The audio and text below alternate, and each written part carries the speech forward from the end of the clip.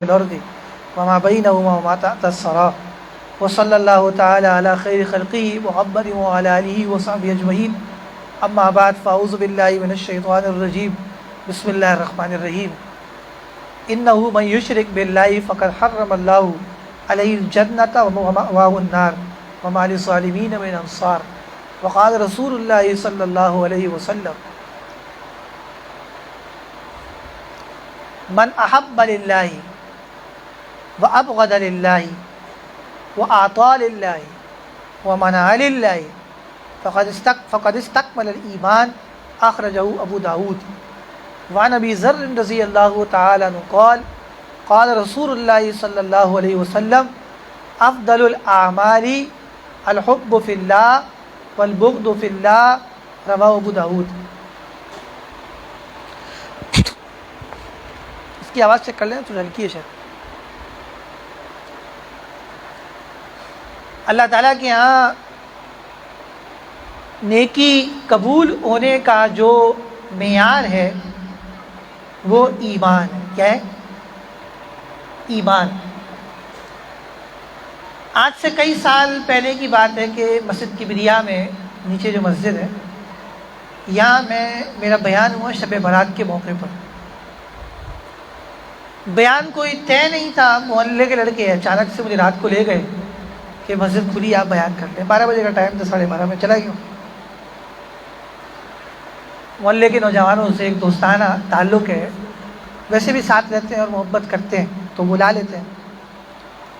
میں نے وہاں تقریر کی تقریباً 1 گھنٹہ, اور جیسے شب برات میں جذبہ ہوتا ہے آپ کے علم میں, تو بہت سے لڑکے یونیورسل کے اور ادھر ادھر کے آئے ہوئے تھے بیان کے بعد ایک انون پرسن, نامعلوم شخص نے مجھ سے آ کے ایک سوال کیا, اور اس نے مجھ سے یہ سوال کیا کہ ایک آدمی کافر ہے اور نہ وہ شراب پیتا ہے اور نہ وہ زنا کرتا ہے, بلکہ لوگوں کی خدمت کرتا ہے اور اچھے اچھے کام کرتا ہے. اور پھر دوسرا سوال یہ اور کہا کہ ایک آدمی ہے وہ مسلمان ہے, وہ شراب پیتا ہے, زنا کرتا ہے, ان دونوں میں کون اچھا ہے؟ میں نے کہا مسلمان ہے وہ افضل ہے. تو اس نے کہا کہ کیوں؟ وہ تو شراب پیتا ہے, زنا کرتا ہے, اور کافر نے شراب پیتا ہے, زنا. میں نے کہا اس لیے کہ مسلمان کتنا ہی گنہگار کیوں نہ ہو, ایمان پہ مرنے کی برکت سے ایک نہ ایک دن جنت ضرور جائے. اور بخاری شریف جلد اول کتاب الایمان کے اندر ہے کہ اللہ تعالیٰ قیامت کے دن فرشتوں سے کہیں گے آخرجو نکالو جہنم سے اس شخص کو جس کے دل میں رائی کے دانے کے برابر بھی ایمان. رائی کا دانہ تو نظر بھی نہیں آتا. لیکن مشرک اور کافر کے بارے میں اللہ تعالیٰ اعلان کرتے ہیں وما هم بخارجین من النار, کہ یہ مشرک لوگ جہنم سے نہیں نکالے جائیں گے.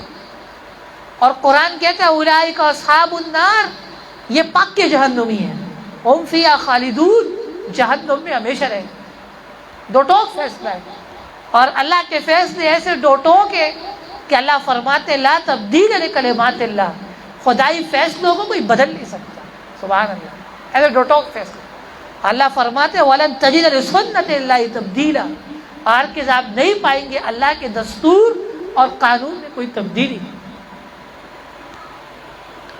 یہ بات سمجھ میں آ گئی؟ تو جب درس ختم ہو گیا, وہ چلا گیا, تو مجھے عثمان نے کہا, جو اس دن وہاں سے آیا ہوا تھا ملیر کیڈ سے 27 رمضان کو, اور رات دیر تک میرے ساتھ رہا. اس زمانے میں یونیورسل میں ہوتا تھا. اس نے کہا کہ یہ فری میسنس کو آپ جانتے ہیں؟ میں نے کہا نہیں, بہت پرانی بات ہے. اس نے کہا کہ یہ انٹرنیٹ پہ ایک فتنہ ہے. میں نے کہا کیا ہے؟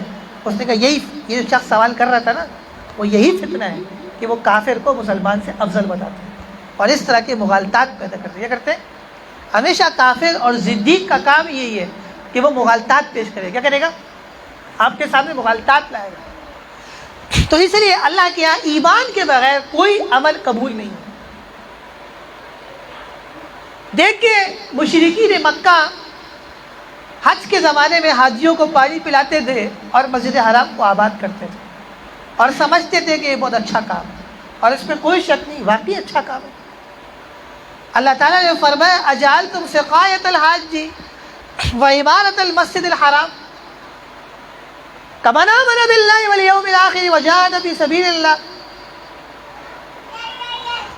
آیت کا حاصل یہ کہ کیا تم یہ سمجھتے ہو کہ تم جو بیان میں ایسے نہیں بیٹھتے بھائی، ٹانگ سیدھی کرو، عقل سیکھو۔ آیت کا حاصل یہ ہے کہ اللہ تعالیٰ فرماتے ہیں کہ کیا تم یہ سمجھتے ہو کہ مسجد کہ حاجیوں کو پانی پلانا اور مسجد حرام کو آباد کرنا کمن آمن باللہ والیوم الآخر، اس آدمی کی طرح ہو سکتے ہیں جو اللہ اور قیامت کے دن پہ ایمان لائے؟ تمہارے اندر تو ایمان ہی نہیں ہے، تم تو بتوں کو سجدہ کرتے ہو۔ جو کعبہ کے اندر 360 بت رکھے ہیں، تم جتنی نیکیاں کر لو وہ اللہ کے یہاں قبول نہیں ہے، تمہارا ایمان والوں کے ساتھ کوئی کمپیریزن، کوئی مقابلہ نہیں ہے، کیونکہ ایمان والے کے پاس ایمان ہے، اس کی وجہ سے اس کی چھوٹی نیکی بھی قبول ہے۔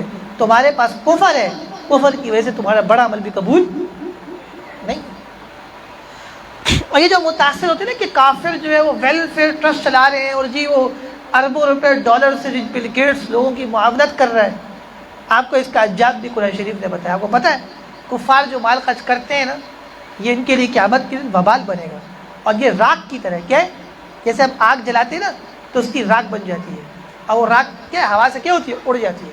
تو کافر جو دنیا میں لوگوں کی مدد کرتے ہیں حالت کفر میں اور اپنا مال خرچ کرتے ہیں، وہ ایسے جیسے راکھ، جس طرح آگ سے جلی ہوئی راکھ کی کوئی حیثیت نہیں ہے اللہ کے نزدیک کفار جو مال خرچ کر کے لوگوں کی مدد کرتے ہیں، خدا کے یہاں کوئی اس کی حیثیت نہیں، ورنہ اللہ کو ضرورت ہے۔ تو ایمان کے بغیر اللہ کے یہاں کوئی عمل قبول نہیں ہے۔ ہاں یہ ہوتا ہے کہ مومن کو اس کے نیک عمل کا بدلہ دنیا میں بھی ملتا ہے، آخرت میں بھی ملتا ہے، اور کافر کو اس کے کسی اچھے کام کا بدلہ کفر پہ اگر مر جائے تو آخرت پہ تو نہیں ملے گا، خالی ہاتھ آئے گا، لیکن اللہ اس کا قرضہ دنیا میں چکا دیتے ہیں، دنیا میں اس کو کوئی خوشی، کوئی نعمت، کوئی مال دنیا میں دے دیتے ہیں۔ کافر جو دنیا میں کوئی اچھا عمل کرتا ہے اس کا بدلہ اس کو دنیا میں دے دیا جاتا ہے، تاکہ مرنے کے بعد جب یہ آئے تو اس کے پاس کوئی بدلے کا سوال نہ ہو، یہ خالی ہاتھ ہو۔ تو اللہ تبارک و تعالیٰ کے ہاں ایمان کے بغیر کوئی عمل مقبول نہیں ہے۔ دیکھو ہمارا جو مذہب ہے وہ 4 چیزوں سے ثابت ہے۔ کیا ثابت ہے؟ ہمارے جو مذہب کے دلائل ہیں وہ 4 ہیں: قرآن، حدیث، اجماع اور قیاس۔ کیا یہ آج کا یہ بیان نہیں ہے، سبق ہے۔ سبق کیا ہے؟ سبق ہے۔ ہمارا مذہب جن چیزوں سے ثابت ہے وہ 4 چیزیں ہیں۔ فقہاء کہتے ہیں ادلۃ المذہب 4، ہمارے مذہب کے جو دلائل ہیں وہ 4 ہیں۔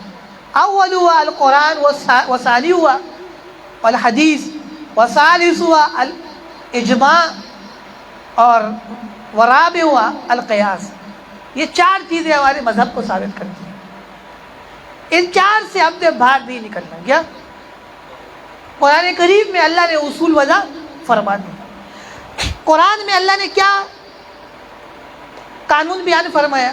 فرمایا انہ من یشرک باللہ، جو آدمی اللہ کے ساتھ شرک کرے گا، کسی غیر اللہ کی پوجا پاٹ کرے گا، کسی قبر والے کو سجدہ کرے گا، کسی بت کے آگے جھکے گا، اس کی پوجا کرے گا، اگر اس سے توبہ نہیں کی، کیا توبہ نہیں کی، شرک پہ مر گیا، فقد حرم اللہ علیہ الجنہ، بس تحقیق اللہ اس پہ جنت کو حرام کر دیں گے۔ اور یہ نہیں کہ حرم اللہ کا، فقد حرم اللہ۔ فقد کیوں آیا؟ فقد میں اصل قد ہے۔ قد اس وقت لایا جاتا ہے کہ جب سامنے والا آپ کی بات میں شک کرے۔ کیا کرے؟ تو قد لا کے بتا دیا جاتا ہے کہ اس بات میں کوئی شک نہیں ہے۔ یہ عربی میں تاکید کے لیے استعمال ہوتا ہے۔ تو جو شرک کرے گا، چاہے اس کے اندر جتنی اچھی کوالٹیز اور صفات کیوں نہ ہو، کتنے کھلے دل کا آدمی کیوں نہ ہو، کتنا خرچ کرنے والا کیوں نہ ہو، اگر وہ حالت کفر میں مر گیا اور توبہ کی توفیق نصیب نہیں ہوئی، اللہ کا دو ٹوک فیصلہ ہے کہ اللہ اس پہ جنت کو حرام کر دیں گے، ومأواہ النار، اور اس کا ٹھکانہ جہنم ہے، اور فرمایا وما للظالمین من انصار، ایسے ظالموں کا کوئی مددگار نہیں۔ اللہ تعالیٰ نے مشرک کو ظالم کا کیا کہا ہے، اور شرک کو کہا ظلم عظیم، مشرک کو کیا کہا، ظالم، جو قبروں پہ جھکتا ہے، بتوں کی پوجا کرتا ہے، اس کو ظالم کہا۔ اور وہ جو فیل کر رہا ہے، غیر اللہ کو پوج رہا ہے، غیر اللہ کی قبر میں جا کر یا بت پر پھول چڑھا رہا ہے، نیازیں دے رہا ہے، جھک رہا ہے، فرمایا ان الشرک لظلم عظیم، اس فعل کو کہا کہ یہ شرک بڑا ظلم ہے۔ آپ کو پتہ ہے اللہ تعالیٰ نے قرآن شریف میں سب سے زیادہ کس چیز کا رد کیا ہے؟ شرک کا، شرک اور مشرک کا، شرک اور مشرک کا سب سے زیادہ جو اللہ تعالیٰ نے رد کیا ہے نا قرآن شریف میں، وہ شرک اور مشرک کا کیا ہے۔ اتنی ناراضگی ہے بھائی، اللہ کے علاوہ کوئی معبود ہو ہی نہیں سکتا، مشرک سے کیوں ناراضگی ہے سخت؟ کیونکہ مشرک اللہ کے ساتھ کسی کو شریک کر رہا ہے اور شرکت برداشت نہیں ہے۔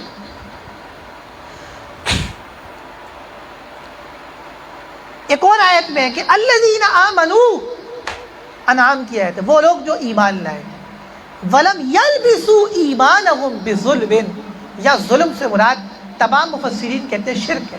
آپ صلی اللہ علیہ وسلم نے اس آیت کی تفسیر فرمائی کہ ظلم سے مراد شرک ہے، فرمایا وہ لوگ جو ایمان لائے اور اپنے ایمان کے ساتھ ظلم کو نہیں ملایا، یعنی شرک نہیں کیا، اولئک لہم الامن، یہی وہ لوگ ہیں کہ یہ امن کے حقدار ہیں، وہم مہتدون، اور یہ ہدایت پہ۔ پتہ لگا کہ جو اللہ کے ساتھ شرک کرتے ہیں وہ امن کے بھی حقدار نہیں ہیں، وہ اس چیز کے حقدار بھی نہیں ہیں کہ وہ دنیا میں امن و امان کے ساتھ زندگی گزارے، بلکہ ان پہ تو عذاب آنا چاہیے۔ اور فرمایا، اور یہ بتایا نا کہ جو شرک نہیں کرتا وہ ہدایت پر ہے، تو جو شرک کر رہا ہے وہ ہدایت پر نہیں۔ سورۃ النساء میں فرمایا 5ویں پارے میں، ان اللہ لا یغفر ان یشرک بہ، کہ بے شک اللہ معاف نہیں کرے گا کہ اس کے ساتھ شرک کیا جائے، وَيَغْفِرُ مَا دُونَ ذَلِكَ لِمَن یشاء، اور شرک کے علاوہ جس کے لیے چاہے گا جتنے گناہ کیوں نہ ہو اللہ معاف کر دے گا۔ یعنی ایک آدمی اگر شرک پہ مر گیا اس کی نجات نہیں، معافی نہیں۔ دیکھو شرک اور کفر کی معافی زندگی میں ہے، اگر کوئی دنیا میں توبہ کر لے نا کفر سے شرک سے مسلمان ہو جائے قبول ہے، لیکن جب مرنے کا وقت قریب آ جائے، جب آیت نزا کا کہ فرشتے نظر آنا شروع ہو جائے، اس وقت توبہ قبول نہیں ہے۔ اور کوئی شخص اگر کفر پہ مر گیا شرک پر، اس کی کبھی نجات نہیں ہوگی، ہمیشہ جہنم میں جلتا رہے گا، سمجھیے آپ۔ لیکن ایک آدمی ایمان پہ مرا، شرابی تھا، زانی تھا، کچھ بھی تھا، لیکن مرا کس پر؟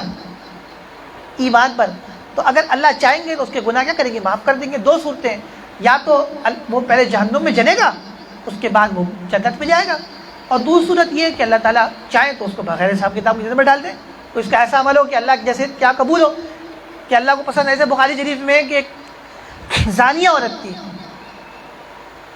اس نے ایک پیاسے کتے کو پانی پلایا تو اللہ تعالیٰ نے اس کی کیا کی؟ مغفرت فرما دی۔ اور ایک متقی پرہیزگار عورت تھی، اس نے بلی کو باندھ دیا رسی سے، اور کچھ کھانے کو نہیں دیا، اور نہ اس کی رسی چھوڑی کہ وہ کچھ خود کھا لے۔ وہ بلی بخاری میں آتے ماں تک مر گئی، تو اللہ تعالیٰ نے اس نیک عابدہ عورت کو جہنم میں ڈال دیا۔ حدیث میں آتے ہیں نا کہ جاہل سخی، یعنی ایک آدمی کو دین کا نہیں پتا، مسلمان ہے لیکن سخاوت کرتا ہے، خرچ کرتا ہے، فرمایا کہ البتہ جاہل سخی اللہ کو زیادہ پسند ہے متقی پرہیزگار بخیل سے۔ بات بڑے نیک لوگ ہوتے ہیں لیکن پیسہ جیب سے نہیں نکلتا، کسی کی مدد نہیں کرتے، ہر ایک کی دل کیا ہوتا ہے؟ قبض ہوتا ہے، چھوٹا سا تنگ دل۔ جو دیکھو دو چیزیں کل بھی میرے ساتھیوں کبھی کس کے ساتھ تھے، میں نے ان کو بتایا کہ دو چیزیں خرچ کرنے سے بڑھیں گی، ایک مال اور ایک علم، آپ ازما لیں۔ حدیث قدسی ہے کہ اللہ تعالیٰ فرماتے ہیں انفق یا ابن آدم انفق علیک، اے ابن آدم تو خرچ کر، میں تیرے اوپر خرچ کروں گا۔ خرچ کرنے کا والے کا ہاتھ کبھی بند نہیں ہوتا، اللہ تعالیٰ مبسوطتان اس کے ہاتھ کو کھول کے رکھتا ہے۔ جب بندہ خرچ کرتا ہے اللہ دیتے رہتے تھے، تو خرچ کر کر کر کر کر، لیکن جہاں وہ روک لیتا ہے تو وہاں سے بھی کیا ہوتے ہیں؟ معاملہ ٹوٹ جاتا ہے۔ تو اتنی تمہیدات میں نے آپ کے سامنے باندھی، یہ بات سمجھ میں آ گئی؟ اب دوسری تمیز اور سن لو، وہ یہ کہ کوئی کتنا ہی بڑا عالم فاضل کیوں نہ ہو، اور کتنا کوئی پاپولر اور معروف انسان کیوں نہ ہو، وہ بھی شریعت کا پابند ہے۔ کیا ہے؟ دیکھو، کوئی بھی شخص شریعت کے دائرے سے باہر ہو ہی نہیں سکتا، چاہے اس کو سننے والے اربوں اور خربوں ہی کیوں نہ ہو۔ کسی شخص کو یہ حق حاصل نہیں ہے، چاہے وہ کتنا کوئی مشہور پرسنالٹی کیوں نہ بن جائے، کہ وہ دین کے خلاف باتیں کرنا شروع کر دے۔ کیا معیار محمد رسول اللہ ہے؟ کون ہے معیار دین کا؟ محمد رسول اللہ صلی اللہ علیہ وسلم ہے، اور صحابہ اکرام ہے، قرآن ہے، حدیث ہے، فقہ ہے، اجماع ہے، قیاس ہے۔ کیا ہے؟ بعض دفعہ علماء بھی گمراہ ہو جاتے ہیں۔ دلیل کیا ہے؟ سورۃ الجاثیہ سے پہلے کون سورۃ جاثیہ میں ہے کہ اللہ تعالیٰ فرماتے ہیں کہ آپ نے کیا اس شخص کو دیکھا جو اپنی خواہشات کو جس نے خدا بنایا ہے؟ یعنی جو نفس کہہ رہے ہیں بس اس کی بات مان رہے ہیں، نفس ناجائز باتیں کہہ رہے ہیں اس کو کیا کہہ رہے ہیں؟ مان رہے ہیں، تو اللہ کی نہیں مان رہا۔ فرمایا وَلَقَدْ أَضَلَّهُ اللَّهُ عَلَىٰ عِلْمٍ، اللہ تعالیٰ نے اس شخص کو گمراہ کیا علم کے باوجود، دین کا پتہ ہے پھر بھی کیا کر رہے ہیں؟ خلاف کر رہے ہیں۔ وَخَتَمَ عَلَىٰ سَمْعِهِ وَقَلْبِهِ، اور اللہ نے اس کے کانوں پر اور اس کے دل پر مہر لگائی۔ وَجَعَلَ عَلَىٰ بَصَرِهِ غِشَاوَةً، اور اس کی آنکھوں پہ پردے ڈال دیے۔ یہ تو قرآن کے ساتھ ہے۔ اس لیے طارق جمیل کا یہ کہنا کہ میں سلمان خان کا بہت بڑا فین ہوں، آپ نے وہ ویڈیو نہیں دیکھی کہ سلمان خان پوجا پاٹ کر رہے ہیں بدھ کی، جو عام چل رہی ہے یوٹیوب کے اوپر؟ سلمان خان کی پوری فیملی جا کے ایک بدھ کو پوجتی ہے۔ کیا رسول اللہ صلی اللہ علیہ وسلم نے یہ کہا کبھی کہ میں ابو جہل کا بہت بڑا فین ہوں؟ کیا پیغمبر نے یہ کہا کہ میں ابو لہب کا بہت بڑا فین ہوں؟ کیا رسول اللہ صلی اللہ علیہ وسلم نے یہ کہا کہ میں امیہ ابن خلف کا بہت بڑا فین ہوں؟ حدیث میں تو یہاں تک آتا ہے کہ جب کوئی شخص کسی فاسق آدمی کی، فاسق آدمی مسلمان ہوتے ہیں، کیا ہوتے ہیں لیکن اللہ کا نافرمان، نماز نہیں پڑھتا، گناہ کرتا ہے، جب کوئی آدمی کسی فاسق آدمی کی تعریف کرتا ہے تو اللہ کا عرش ہل جاتا ہے۔ کیا؟ اللہ تعالیٰ غصے ہو جاتے ہیں بھائی کہ یہ میرا نافرمان ہے اور تم اس کی تعریف کر رہے ہو۔ تو ایک تو فاسق سے بڑھ کر کافر ہوتا ہے، کون ہوتا ہے؟ ایک آدمی کفر کا ارتکاب کر رہا ہے اور پوری دنیا دیکھ رہی ہے، اور آپ اتنے بڑے علم کے ساتھ اس کی تعریفیں کرتے ہیں۔ یہ کون سی تبلیغ ہے؟ تبلیغ وہ ہے کہ جو حد کی حدود میں ہو، حدود سے باہر کوئی تبلیغ نہیں۔ اور جہاں آپ یہ کہتے کہ جی وہ سخاوت کرتے ہیں، والدین کا تابع دار، اس میں کوئی شک نہیں، بہت اچھی کوالٹی ہے، بہت اچھی صفات ہے، لیکن اس وقت تک قبول نہیں ہے جب تک ایمان نہیں۔ آپ کو نہیں پتا کہ وہ انڈیا کا جو ہے شاہ رخ خان، اس نے اپنے گھر میں گیتا بھی رکھی ہوئی ہو، قرآن شریف بھی رکھا ہوا؟ کتنی مشہور بات ہے کہ وہ کہتے ہیں اپنے بچوں کو گیتا بھی پڑھاتا ہوں، ارے گیتا کوئی آسمانی کتاب ہے ہی نہیں، ہندوؤں نے خود بنائی، من گھڑت۔ جو آدمی اسلام میں صرف شک بھی کر لے نا کہ اسلام حق مذہب ہے یا نہیں، وہ آدمی کافر ہے۔ جو آدمی اسلام کے بارے میں شک کر لے کہ اسلام حق مذہب ہے یا نہیں، متفق فتویٰ ہے کہ وہ شخص کافر ہے۔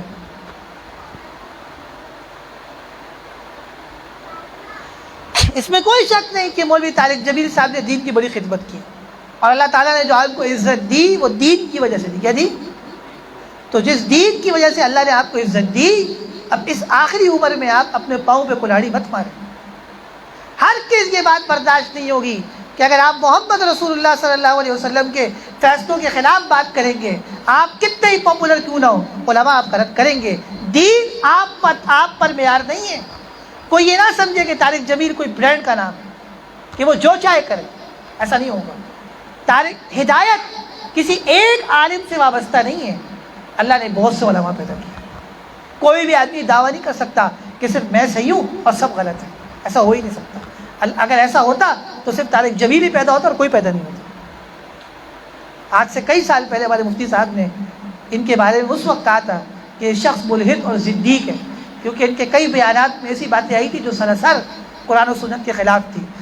اور مولانا نے ان کو ٹیلی فون کر کے سمجھایا کہ آپ اللہ سے ڈرے. مجھے بھی یاد ہے مفتی ظفر خان صاحب نے بخاری کی طرف میں کہا کہ میں نے ان کو سمجھایا ہے لیکن رجوع نہیں کرتا. بھائی اگر انسان سے غلطی ہو جاتی ہے, اگر غلطی ہو گئی تو آپ آ کے توبہ کر لیں. جو بات میڈیا پہ کہی اس کی توبہ بھی میڈیا پہ ہوگی, کیونکہ جب کروڑوں لوگ گمراہ ہوئے ہیں تو کروڑوں لوگوں کو ہدایت پہ بھی جانا ہے. تو ایسا نہیں ہوگا. دیکھیں غلطی ہو جاتی ہے انسان سے, عالم سے بھی ہوتی ہے. غلطی کرنے کے بعد توبہ کرنے سے اور رجوع کرنے سے کوئی آدمی گرتا نہیں, اونچا ہو جاتا ہے. آپ کو یاد ہوگا کہ جنید جمشید سے ایک دفعہ ایک غلطی ہوئی تھی کہ اس کے ایک بیان میں حضرت عائشہ رضی اللہ تعالیٰ کے خلاف اس سے کوئی غلط بات ہو گئی تھی. اور پھر مفتی نعیم صاحب نے اور دیگر علماء نے اس کو سمجھایا تو وہ میڈیا پہ آ کے رویا. لٹرلی میں نے دیکھا رویا ہو. آپ یقین کریں کہ اور اس نے کلمہ پڑھا دوبارہ, اس کا مقام بڑھ گیا. کیا بڑھ گیا؟ مقام بڑھ گیا.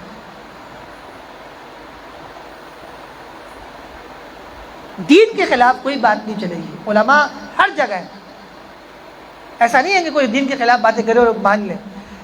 اور ہمیں اس سے کوئی سروکار نہیں ہوتا کہ ہمارے بیان سے لوگ خوش ہو جائیں یا ناراض ہو جائیں. مجھے ابھی چند دن پہلے بھی فیس بک پہ ایک آدمی نے برا بھلا بولا ہے, وہ آج پھر بول رہے ہیں. ہمیں کوئی مسئلہ نہیں, ہم نے حق بات کرنی, دین کا صحیح راستہ بتانا.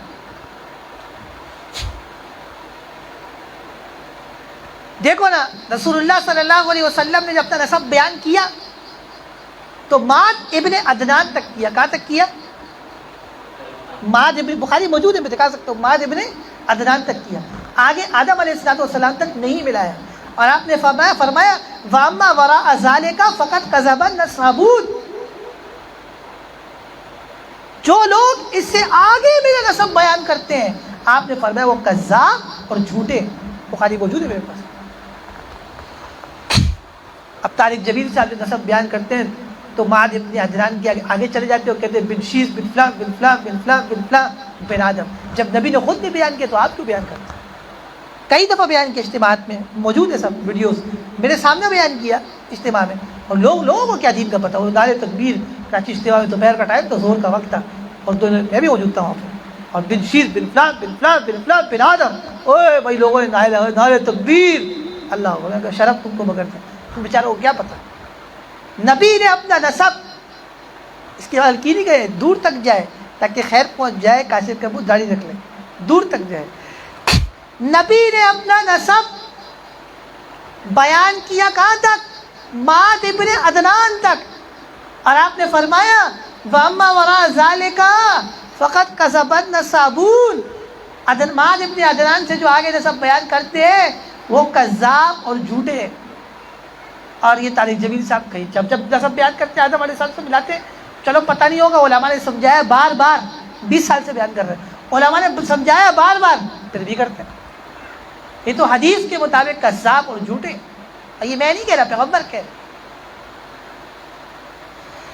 پھر کبھی کہتے کہ جی محبت تقسیم کرو, محبت بانٹو. کوئی حلوہ ہے کیا ہے؟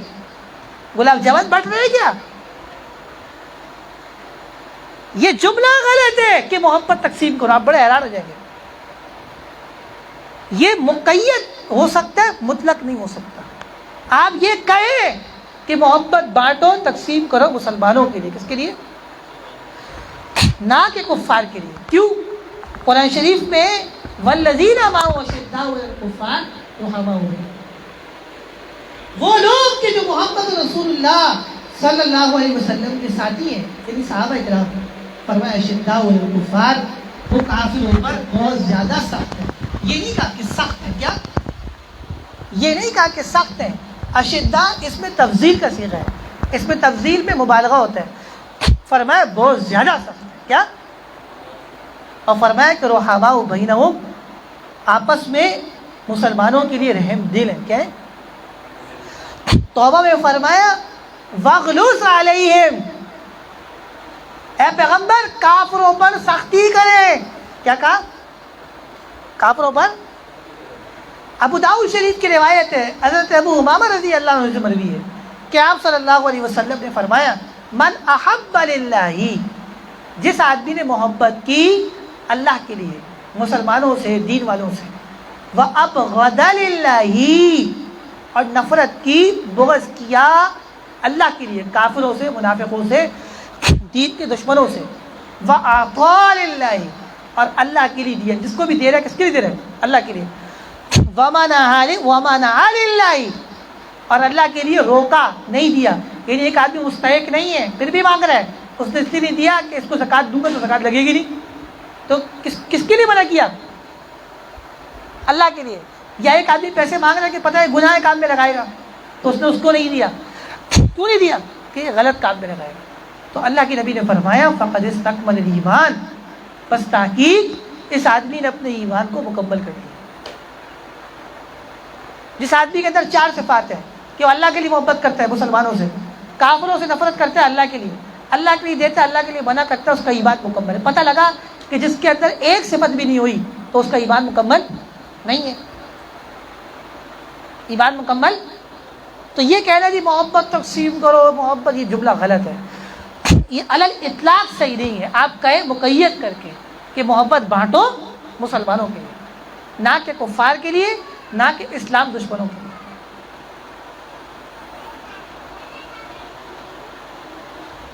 دوسری بات یہ کہ اگر ایک آدمی نے ماضی میں کوئی گناہ کیا تو اس کو بتانا نہیں چاہیے. کیا؟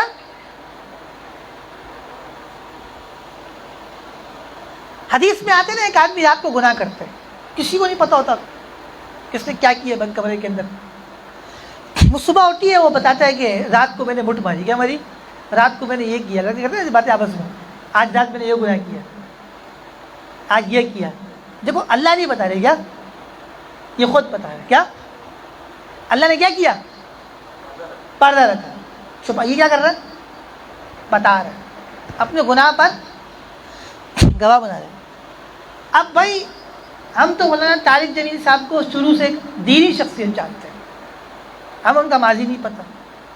ہم یہی جانتے ہیں کہ خدا کے نیک بندے سمجھتے تھے، ہم سمجھتے تھے پہلے، اب تو خیر اب نہیں سمجھتے جب تک کہ توبہ اور استغفار نہ کر لیں. اور ہم تو یہی سمجھتے تھے کہ کوئی دینی شخصیت ہے. لیکن مولانا بتاتے مجھے گانے کا بڑا شوق تھا، اور مجھے وہ فلاں فلم بڑی پسند تھی. اب وہ فلم والے سارے بیٹھے ہوئے تھے، گلوکار، ان سے یہ باتیں ہو رہی تھی. تو ایک گانے والے نے کہہ دیا کہ دیکھیں آپ کو گانے کا شوق تھا تو اللہ نے ہم سے آپ کو ملا دیا. کوئی بات ہے کرنے کی؟ بھائی کسی نے کوئی بھی گناہ کیا ہے، توبہ کر لی، معاف ہو گیا، بتانے کی ضرورت نہیں. اگر زنا بھی کیا ہے نا تو بتانے کی ضرورت نہیں. کیوں؟ آپ جتنے لوگوں کو بتائیں گے اتنے لوگوں کو آپ کے گناہ پہ کیا کر رہے ہیں؟ گواہ بنا رہے. ایک اللہ والے تھے، وہ فرماتے تھے کہ اگر گناہ ظاہر ہو جاتے نا کسی پر، یعنی لوگوں کو پتہ لگتا ہے کہ اس شخص اتنے گناہ کیے تھے، فلاں گناہ کیے تھے فلاں، تو فرماتے، ایک اللہ والے تھے، کہتے تھے کہ میرے اتنے گناہ ہیں کہ اگر گناہوں کی بدبو ہوتی تو میرے قریب کوئی نہیں آتا. کیا؟ میرے قریب کوئی نہیں آتا. گناہ تو انسان سے ہی ہوتے ہیں، فرشتوں کی گناہ کا مادہ انسان کے اندر ہے. گناہ کی لذت انسان کو پتہ ہے، فرشتے کو نہیں پتا. فرشتے کو نہیں پتا کہ بد نظری میں کیا مزہ ہے. فرشتوں کو یہ نہیں پتا کہ گانا سننے، میوزک سننے میں کیا مزہ ہے، سود کھانے میں کی، تو ہمیں پتہ ہے. اور اس کے باوجود اگر ہم ان چیزوں سے بچیں گے تو پھر ہمارا مقام بہت بلند ہے. وہ شاعر کہتا ہے نا، فرشتوں سے بڑھ کر ہے انسان، فرشتوں سے بڑھ کر ہے انسان، مگر لگتی ہے اس پہ بہت محنت. مقام اس لیے بڑا ہے کہ انسان کو پتہ ہے گناہ میں مزہ کیا ہے، پھر بھی بچتا ہے کہ اللہ ناراض ہو جائے گا، ہو جائے تو توبہ کر لیتا ہے. اس لیے اگر ماضی کے اندر کوئی بھی گناہ کیا ہے، آ کے لگا دے تو اس کو بتلانے کی ضرورت نہیں ہے. آپ کا اور اللہ کا معاملہ ہے. آپ توبہ کر لیں، اللہ تعالیٰ آپ کو معاف کر دے گا. پھر مولانا جو کہتے ہیں کہ جی سلمان خان سخی بہت زیادہ ہے، تو بھائی جہاں تک میری اطلاعات ہیں اس نے شروع سے شوبز کے اندر کام کیا ہے، ایسا ہی ہے. اور اس نے جتنا پیسہ کمایا وہ فلموں سے کمایا. کہاں سے کمایا؟ امام ترمذی رحمۃ اللہ علیہ ترمذی شریف جلد اول میں جو پہلی حدیث لائے وہ یہ ہے کہ اللہ تعالیٰ نماز بغیر پاکی کے قبول نہیں کرتا، اور صدقہ حرام مال سے قبول نہیں کیا جاتا. تو وہ جس پیسے سے رمضان میں راشد بانٹ رہا تھا. اب اللہ تعالیٰ کے لیے وہ پیسہ کون سا ہے، لیکن بظاہر تو ہمیں یہی پتہ ہے کہ اس کا کام فلموں اور شو پیس کا ہے. تو اللہ تعالیٰ کو تو ایسے صدقے کی ضرورت بھی نہیں ہے.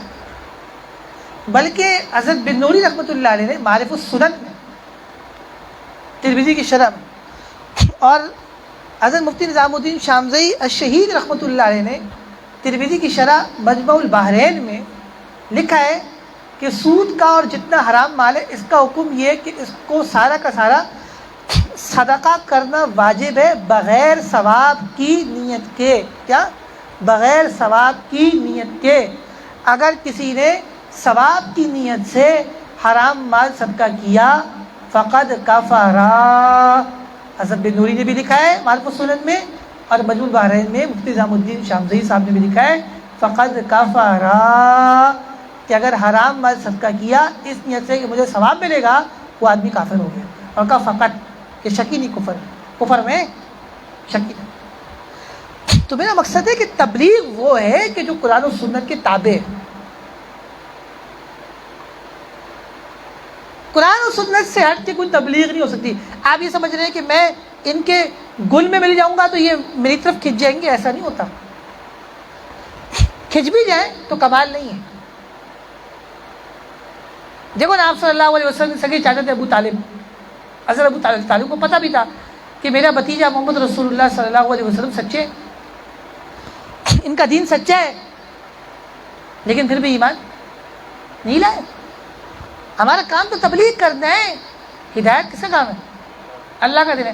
ایسا نہیں کہ ہم تبلیغ کرتے کرتے گنہگار کے رنگ میں کیا ہو ڈل جائیں اور وہی کام کرنا شروع کرتے ہیں جو گنہگار کر رہے ہیں. بنی اسرائیل کے علماء کے بارے میں آتا ہے نا کہ وہ لوگوں کو پہلے غلط کاموں سے منع کرتے تھے کہ یہ نہیں کرو وہ نہیں کرو. جب انہوں نے دیکھا کہ لوگ تو صحیح ہو نہیں رہے تو وہ بھی وہی کام کرنا شروع کر دیے جو پبلک کر رہی تھی. کیا کر رہی تھی؟ جو عوام کر رہے تھے. تو اللہ نے سب کے دل آپس میں کیا کیے؟ ملا دیے. تو میرے بھائی اتنا نرم بھی نہیں ہونا جتنا طارق جمیل صاحب ہے. رسول اللہ صلی اللہ علیہ وسلم نے بدر کے موقع پر باقاعدہ بدعا کی ہے، مشرکین کا نام لے لے کر.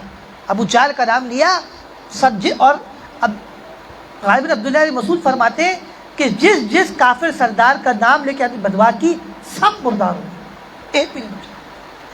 خندق کے موقع پر اتنی خطرناک جنگ ہوئی کہ عصر کی نماز میں دیر ہو گئی. کیا ہو گئی؟ دیر ہو گئی. تو آپ صلی اللہ علیہ بخاری شریف جلد ثانی مغازی میں آپ صلی اللہ علیہ وسلم نے بدعا کی مشرکین کے خلاف. کیوں؟ کیونکہ ان کی وجہ سے ہمیں نماز میں کیا ہو گئی؟ قضا نہیں ہوئی تھی. قضا بھی ہوئی ایک موقع میں تاخیر ہوئی کہ ان کی وجہ سے ہماری نماز میں تاخیر ہوتی، بدعا کرتی. تو یہ بات تبلیغی ذات کہتے ہیں نا کہ جی بدعا نہیں دینی چاہیے. کیا؟ ایک آیا تھا رائیوڈ سے یہاں جاہل ٹٹو کے سب کا تبلیغی، اور وہ کہہ رہے تھے کہ جی کسی کے خلاف بدعا نہیں کرنی چاہیے، پیغمبر نے نہیں کی. میں نے اس کو پکڑا، میں نے کہا بخاری میں کہ نبی نے بدعا کی ہے. آؤ دکھاتا ہوں. بھاگ گیا. کی ہے پیغمبر نے بدعا. یہ تھوڑی جو آپ کی پٹائی لگا آپ کہے کہ اللہ تعالیٰ آپ سے راضی ہو جائے، آپ کے رزق کو برکت دے، وہ آپ کو اور مارے گا. کیا کرے گا؟ بدعا دینا اسلام کے دشمن کو سنت طریقہ ہے، نبی سے ثابت ہے. یہ قنوت نازلہ کیا ہے جو فجر میں پڑھی جاتی ہے. قنوت نازلہ اس وقت پڑھی جاتی ہے فجر میں جب مسلمانوں کے پر حالات خراب ہو، کفار ان کو مار، جیسے آج کل فلسطین میں کشمیر میں حالات خراب ہیں. تو طریقہ کار یہ ہے کہ قنوت نازلہ پڑھیں. آپ صلی اللہ علیہ وسلم نے 1 مہینہ پڑھی تھی فجر کی نماز میں. اس میں کیا ہے کہ کافروں کے خلاف، دشمنوں کے خلاف بدعائیں کی جاتی ہیں، تو اس کی برکت سے کیا ہوتے ہیں؟ اللہ سے ہو جاتے ہیں. اس لیے دین بہت سخت بھی نہیں ہے اور بہت نرم بھی نہیں ہے. کیا؟ اتنا نرم بھی نہیں ہے کہ آپ دین کو ختم کر لیں. بھائی دین نے تو کہا ہے جو شراب پیے گا 80 کوڑے لگیں گے. تو کوڑا لگے کیا تکلیف نہیں ہوتی؟ تو یہ حکم سخت نہیں ہے کیا؟ کہا ہے کہ زانی غیر شادی شدہ 100 کوڑے لگیں گے. تو کیا کوڑا پیار سے لگایا جاتا ہے؟ ہاں؟ بات ساری یہ کہ میڈیا پر اب مولویوں کو بھی میں دیکھ رہا ہوں کہ لبرل بن رہے ہیں. کیا بن رہے ہیں؟ میڈیا پہ آ کے خواتین کے ساتھ بیٹھ کر ان کو انٹرویو دے کر اب یہ لبرل ہو گئے. یہ بھول گئے کہ ہمارا مذہب کیا ہے. وہ تو تھے ہی لبرل، ان سے ہمیں شکوہ نہیں ہے. ہمیں تو ان کے رنگ میں نہیں آنا، ہمیں تو عوام کی صحیح رہنمائی کرنی ہے دین کے مطابق۔ اس لیے کوئی یہ نہ کہے کہ جی طارق جمیل صاحب بہت بڑے آدمی نے مجھے کہا جی آپ طارق جمیل صاحب کے مقام تک نہیں پہنچ سکتے، کیا میں تو کہا بھی نہیں ہے، لیکن میں یہ کہہ سکتا ہوں کہ جو دین کے خلاف کرے گا ہم اس کے خلاف بولیں گے، یہ ہمارا رائٹ ہے۔ جیسے دنیا کی فیلڈ میں ایک آدمی ہوتا ہے، وہ کتنا ہی بڑا گریڈ کا افسر ہو، غلطی کرے تو نیچے والے افسروں کی ذمہ داری ہے اس کو بتانا، لیکن یہ تو دین کا معاملہ ہے، کوئی قرآن کی آیتوں کو بدلے، دین کو بدلنے کی کوشش کرے تو اس کی خیر نہیں ہے، چاہے کتنا پاپولر کیوں نہ ہو، معروف کیوں نہ ہو۔ ہمارے لیے ہر شخص اس وقت تک محترم ہے جب تک دین کا تابع دار ہے، جو دین کے خلاف بات کرے گا اس کی ہمارے نزدیک کوئی حیثیت نہیں۔ ہر کچھ عرصے بعد کوئی نئی بات مارکیٹ میں آ جاتی ہے۔ کچھ عرصے پہلے یوسف علیہ السلام کے بارے میں کہا نعوذ باللہ کہ ان کو گدھے میں بٹھا کے منہ کالا کر کے بازار کی سیر کروائی گئی۔ پھر محمد منصور منگل صاحب نے باقاعدہ آ کے حوالے دیے کہ ایسی کوئی روایت دنیا میں ہے ہی نہیں۔ جب اتنا علم نہیں ہے آپ کو تو آپ مت بولیں، اتنی بات کریں جتنا آپ کو دین کا صحیح علم ہے، اس سے زیادہ نہیں۔ اس لیے ہمارے اکابر کا طریقہ رہا ہے کہ وہ ہر وقت تبلیغی جماعت کے ریلوں پھیلوں میں نہیں پھرتے، وہ اپنے مدرسوں میں بیٹھ کے پڑھاتے ہیں، تبلیغ میں بھی جاتے ہیں لیکن پورا سال پڑھاتے ہیں، سفر کرتے رہتے ہیں، لیکن یہ نہیں ہوتا کہ پڑھانا چھوڑ دیے۔ طارق جمیل صاحب کے علم میں اس لیے کمی آ گئی اور گمراہی پہلے لگی کہ وہ پڑھاتے بالکل بھی نہیں۔ میں ان کے ایک بیان میں بیٹھا ہوا تو ان کے سامنے انہوں نے کہا مجھے 35 سال ہو گئے کہ میں نے کہیں مطالعہ نہیں کیا، میں پڑھاتا ہی نہیں، میں ہر وقت سفر میں ہوں۔ بھائی آپ کو بخاری شریف بیٹھ کے دیکھنی ہوگی، ٹریولنگ کرتے ہوئے آپ نہیں دیکھ سکتے، تھک جاتا ہے انسان، پھر پڑھانی ہوگی۔ علم پڑھ کتنی حدیث آپ پڑھ چکے ہیں، کتنی دفعہ بخاری الحمدللہ، کہ قرآن کی تفسیر ہر سال پڑھاتے ہیں، پھر بھی کتنی باتیں ذہن میں نہیں ہوتی۔ پڑھانے سے کیا ہوتی ہے؟ ریویژن ہوتا ہے۔ کیا ہوتا ہے؟ جو ٹیچر پڑھاتا رہتا ہے اس کا علم کیا ہوتا ہے؟ مضبوط ہو جاتا ہے، اور جو ٹیچر نہیں پڑھاتا اس کا علم کیا ہوتا ہے؟ ختم ہو جاتا ہے۔ مولانا حسین احمد مدنی رحمۃ اللہ علیہ ہمارے تمام بزرگوں نے ساری زندگی تدریس کی، ساری زندگی پڑھایا۔ پڑھانے سے علم مضبوط ہوتا ہے۔ بیان تو ایک حد ہوتی ہے بیان کی، ہر وقت بیان کو تو پسند بھی نہیں کیا گیا۔ علماء نے کہا کہ ہفتے میں ایک دن بیان ہونا چاہیے، بہت تو 2 دفعہ، زیادہ 3، اس سے زیادہ نہیں۔ لوگ اکتا جائیں گے، بھاگ جائیں گے، کوئی بیان نہیں آئے گا۔ دیکھو نا، ہم ہفتے میں 1 دن بیان کرتے ہیں، کیوں؟ حضرت ابو ہریرہ ہفتے میں 1 دن بیان کرتے تھے، حضرت طبیب داری رضی اللہ عنہ ہفتے میں 1 دن بیان کرتے تھے۔ ہمارے تمام مشائخ دیوبند کے اور تمام بزرگ ہفتے میں 1 دن شب جمعہ کا بیان کرتے تھے اور جمعے کا بیان کرتے تھے، بس۔ تو اتنا بیان بھی نہیں کرنا کہ لوگ کیا ہو، بھاگ جائیں، تا جائیں۔ بیان اتنا ہو کہ لوگ سنیں صحیح چست ہو کر۔ تو میرا خدا نخواستہ کسی کو تنقید کرنا مقصد نہیں تھا، بلکہ کل تو میں نے سوچا تھا کہ میں اس موضوع میں بات ہی نہیں کروں، لیکن پھر میں آج بہت سوچا، میں نے کہا نہیں، یہ فتنہ دن بدن بڑھ رہا ہے اور پاپولر اتنے زیادہ ہے کہ لوگ سمجھتے نہیں ہیں، لوگوں کو گمراہی سے بچانا یہ بھی علماء کا کام۔ تو میرا یہ کوئی کام نہیں ہے کہ میں ہر جمعرات کو اس میں تقریر کروں، نہ میں کرتا ہوں، لیکن جب سخت یہ کئی عرصے سے یہ باتیں سن رہے تھے لیکن اپنی آنکھوں میں پردے ڈالتے تھے، لیکن یہ کہ برداشت کی بھی کوئی حد ہوتی ہے۔ تو اس لیے پھر آج میں نے اس موضوع پہ کیا کی تقریر کی، میں نے آپ کو اس لیے آج جمع نہیں کیا کہ آج میں نے اس پہ بیان کرنا، تو اصلاحی بیان کرنا تھا اور میرا ارادہ بھی نہیں تھا، لیکن پھر میں نے، کیونکہ میں ایک کلپ اس پہ میرا ہو گیا ریکارڈ، لیکن پھر میں نے بہت سوچا، میں نے کہا نہیں یار، اس موضوع کو بیان کرنا کیا ہے، ضروری ہے۔ اللہ تعالیٰ مولوی طارق جمیل کو بھی ہدایت دے۔ ہمارے بلال بھائی ہے، ان کی خالہ ہے جو ہر وقت مدرسے کے ساتھ متعلق رہتی ہیں، ان کو بریسٹ کینسر ہے، ان کی سرجری ہوئی، لیکن سرجری کے بعد طبیعت خراب ہو گئی اور اب کہتے ہیں کہ کرونا ہو گیا ہے۔ ابھی بھی میسج آپ دعا فرمائیں کہ اللہ ان کو مکمل صحت اور شفاء کلی عطا فرمائے۔ امریکہ کے اندر ہمارے عمر بھائی ہے، ان کے سسر کی ہارٹ کی سرجری ہوئی ہے، آج ہوئی ہے، اب تک آج ہوگی۔ اللہ تعالیٰ کو کامیاب فرمائے، دل کے تمام وال کھل جائیں، اللہ تعالیٰ ان کو مکمل صحت اور شفاء کلی نصیب فرمائے۔ حضرت والد صاحب بھی بیمار رہتے ہیں، آپ دعا فرمائے اللہ ان کو صحت شفا دے، آپ کی دعاؤں کی برکت سے بہت بہتر ہے۔ اللہ تعالیٰ والد والدہ کا سایہ تعدیر قائم رکھے۔ حضرت مولانا صاحب علی خان صاحب نور اللہ برکتہ، جن سے عمر پر درس میں ہم سیکھ آئے، ان سے دین سیکھا، نسائی سیکھ کے علم حاصل کیا، اللہ تعالیٰ ان کی بھی مغفرت فرمائے، جنت نصیب فرمائے، اس کا ثواب مجلس کو ان کو پہنچائے کروٹ کروٹ۔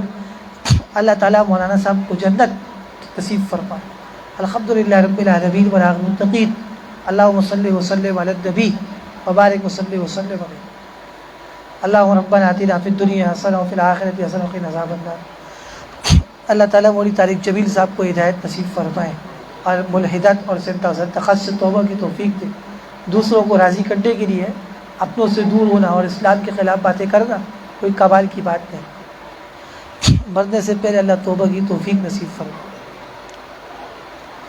اسی طرح یہ گرمی کی شدت بہت زیادہ ہے، آپ دعا فرمائیں اللہ یہ گرمی کی شدت کو ختم فرمائے، اور انشاءاللہ بہت جلد یا ایک نیو برانڈ قسم کا اے سی لگ جائے گا، کیونکہ یہ ہے ہی ویسے پانچواں زینہ کہ آج گرمی بہت بری ہوتی ہے، بیان کرتے ہوئے پریشانی ہوتی ہے۔ آپ دعا فرمائیں کہ اللہ جلد اپنے خزانے متوجہ فرمائیں اور یہاں اے سی بھی لگ جائے اور یہ معاملات سارے حل ہو جائیں انشاءاللہ۔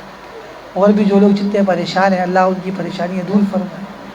پاکستان میں باہر ممالک میں لوگ عموماً دعاؤں کی درخواست کرتے رہتے ہیں، اللہ تعالیٰ سب کو صحت شفا دے، ان کی ضروریات پوری فرمائے، جس کی جو حاجت ہے مجلس میں ہو یا باہر ہو اللہ قبول فرمائے۔ بلڈنگ میں جو پریشان ہیں اللہ ان کی پریشانیاں دور فرمائے، دستگیری فرمائے۔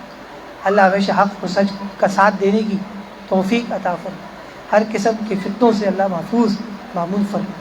اللہ ایمان پہ سلامتی نصیب فرمائے، جب تک دنیا میں رکھے ایمان عمل صالح کے ساتھ، خاتمہ ایمان پہ فرمائے، عاقبت محمود فرمائے۔ وصلی اللہ تعالیٰ اور مبارک عمر نصیب فرمائے۔ وصلی اللہ تعالیٰ علی خیر خلقہ محمد وعلی آلہ وصحبہ اجمعین برحمتک یا ارحم الراحمین۔